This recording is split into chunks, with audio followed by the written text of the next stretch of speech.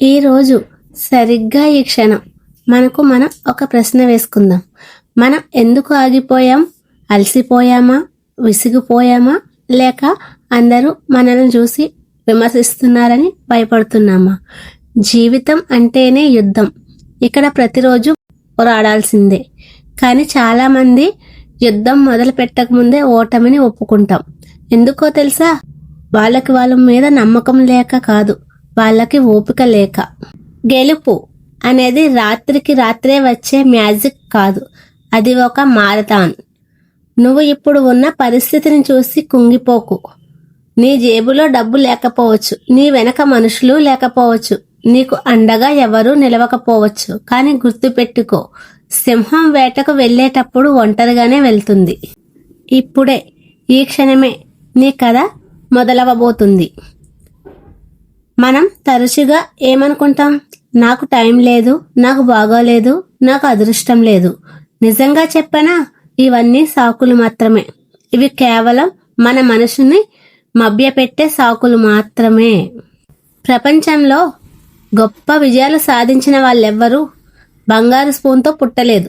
అబ్దుల్ కలాం గారికి పేపర్లేసే టైంలో తెలీదు తానొక రాష్ట్రపతిని అవుతానని. ఒక సామాన్య బస్సు కండక్టర్కి తెలీదు తానొక సూపర్ స్టార్ రజనీకాంత్ అవుతానని. వాళ్ళకి నీకు ఉన్న తేడా ఒక్కటే, వాళ్ళు తన కష్టాన్ని ఇష్టపడ్డారు.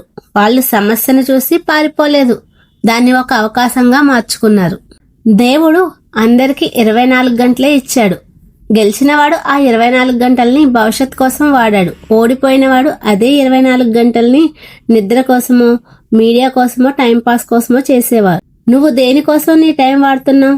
నీ కంఫర్ట్ జోన్ నుండి బయటికి రా.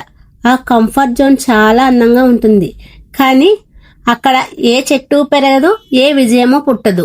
నీకు తెలుసా, ఒక విత్తనం చెట్టుగా మారాలంటే అది మట్టిలో కూరుకుపోవాలి, చీకటిని భరించాలి, వర్షానికి తడవాలి, ఎండకి ఎండాలి. అప్పుడే అది భూమిని చీల్చుకుని బయటకు వస్తుంది. నువ్వు ఇప్పుడు పడుతున్న బాధ ఆ చీకటి లాంటిది. ఆ కష్టం నిన్ను చంపడానికి రాలేదు, నిన్ను బలంగా మార్చడానికి వచ్చింది. వజ్రం ఎలా తయారవుతుందో తెలుసా? బొగ్గు విపరీతమైన ఒత్తిడిని తట్టుకున్నప్పుడు మాత్రమే వజ్రంగా మారుతుంది. ఒత్తిడిని తట్టుకోలేని బొగ్గు ముక్కలు కేవలం బూడిదగా మిగిలిపోతాయి. ఇప్పుడు చెప్పు, నువ్వు వజ్రంలా అవ్వాలనుకుంటున్నావా, లేక బూడిదగా మిగిలిపోవాలనుకుంటున్నావా?